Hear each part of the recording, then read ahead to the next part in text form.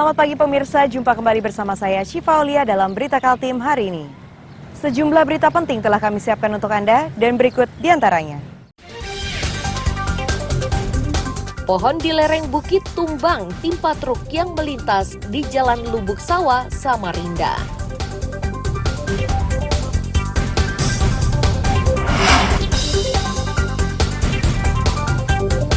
Jelang akhir tahun, pembangunan kawasan IKN tahap 1 hampir rampung.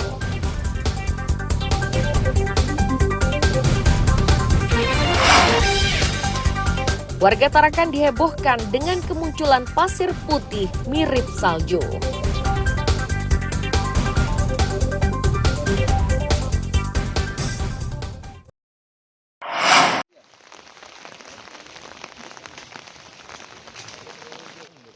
Tim gabungan dari BPBD, PLN, dan relawan melakukan pemotongan pohon yang tumbang, menimpa truk pengangkut susu hingga menutup akses Jalan Lubuk Sawah, RT 16 Sungai Pinang, Senin siang.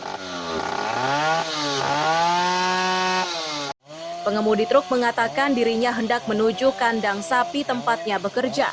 Belum sampai tujuan, pohon di lereng bukit tiba-tiba ambruk, tepat mengenai kabin depan.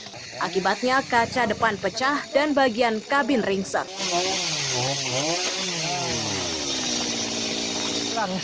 Ke arah sana ya, ke arah dalam. Terus? Ya korban tiba-tiba jatuh aja. Jatuh aja? Ya. Ada korban dalam Pak atau sampai sendirian? Sendirian. Sendirian? Nggak luka atau apa? Nggak luka ya. Sering kejadian begini di sini Pak?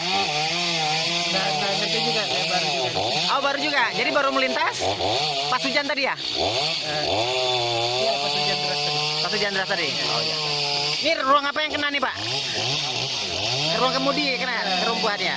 Ada barang-barangnya di situ? Nggak ada? Nggak ada ya? Aman aja Pak ya? Ya, aman. Aman, oke. Ya, benar-benar bisa.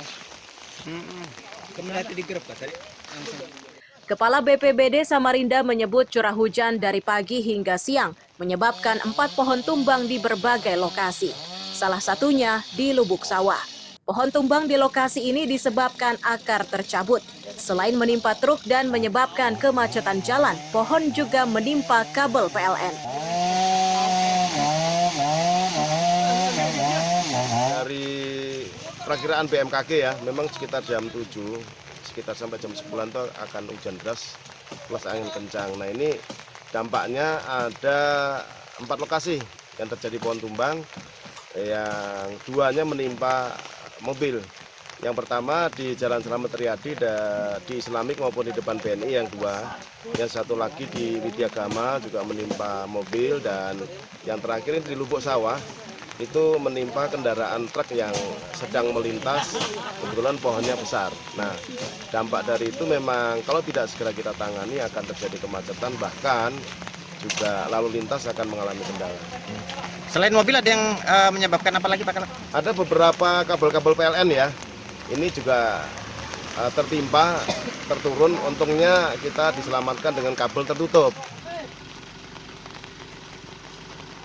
Upaya tim gabungan untuk menyingkirkan batang pohon tumbang berhasil dilakukan selepas 1 jam kemudian. Truk berhasil dievakuasi dan arus lalu lintas kembali lancar. Warga diimbau tetap waspada terutama di saat hujan disertai angin kencang. Iswanto melaporkan dari Samarinda.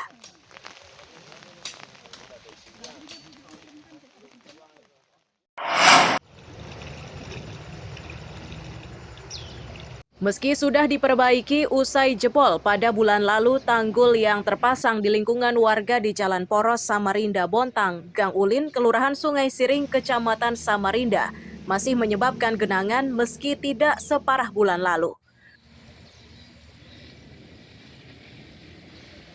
Warga menyebut air limpasan memang tidak dapat melintas, namun air masuk di bawah sela-sela tanggul. Warga meminta agar tanggul benar-benar diperbaiki sehingga warga tidak lagi merasakan banjir.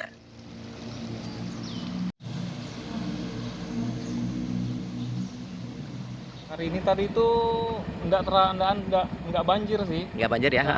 Biasanya kan banjir. Biasanya banjir Pak ya?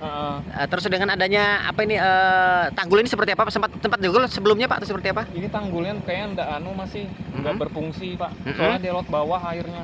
Lewat bawah sela-selanya itu Pak? Lewat bawah sela-selanya. Cuma airnya tadi banyak atau enggak Pak? Tadi airnya nggak terlalu banyak. Nggak terlalu banyak ya. Nah, harapan warga gimana nih Pak dengan tanggul ini Pak? Ya diperbaiki ya Mas, supaya fungsinya. Heeh.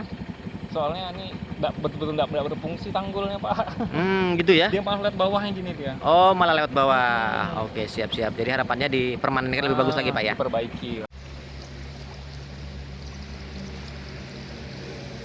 Kepala BPBD Samarinda menjelaskan masih ada lanjutan pengerjaan dari kondisi tanggul saat ini. Nantinya akan ada pengecoran yang dilakukan agar tanggul benar-benar berfungsi maksimal sehingga warga tidak lagi terdampak banjir.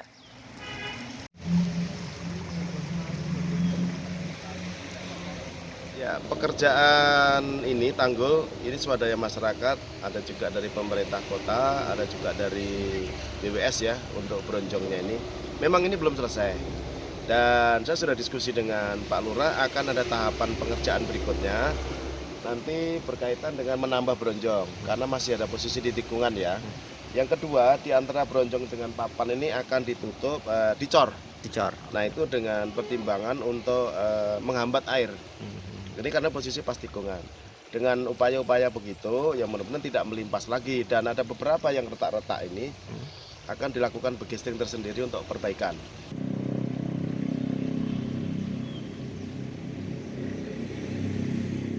Dengan kokoh dan kuatnya tanggul, diharapkan banjir yang kerap melanda kawasan tersebut dapat ditanggulangi. Iswanto melaporkan dari Samarinda.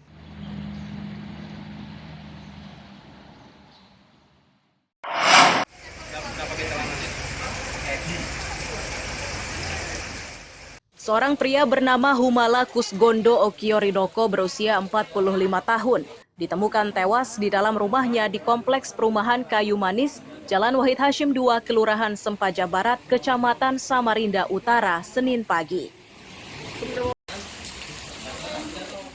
Penemuan jasad korban pertama kali dilaporkan oleh Ketua RT 7, Asmawan Sidik, yang curiga setelah mencium aroma tidak sedap dari dalam rumah korban. Awalnya Asmawan mengintip dari ventilasi depan, terlihat korban terkapar di depan kamar mandi. Setelah itu dirinya langsung menghubungi Babin Kamtibmas. Diketahui jasadnya hanya mengenakan baju kaos berwarna merah. Melihat kondisi jasad, diperkirakan korban telah meninggal selama beberapa hari.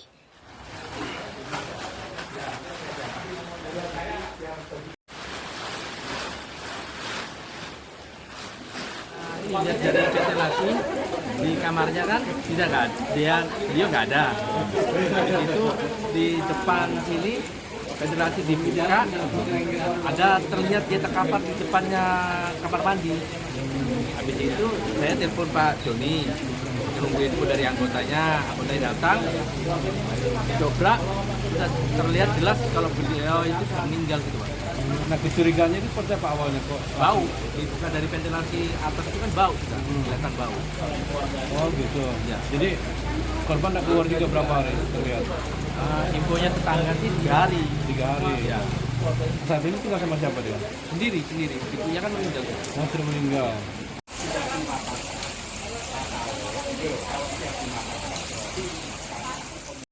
Korban diketahui tinggal seorang diri di rumah tersebut setelah ibunya meninggal. Sementara tim kepolisian bersama Inavis dan relawan yang tiba di lokasi segera mengevakuasi jasad dan dibawa ke kamar jenazah RSUD Abdul Wahab Syahrani Samarinda untuk pemeriksaan lebih lanjut guna memastikan penyebab kematiannya. Iswanto melaporkan dari Samarinda.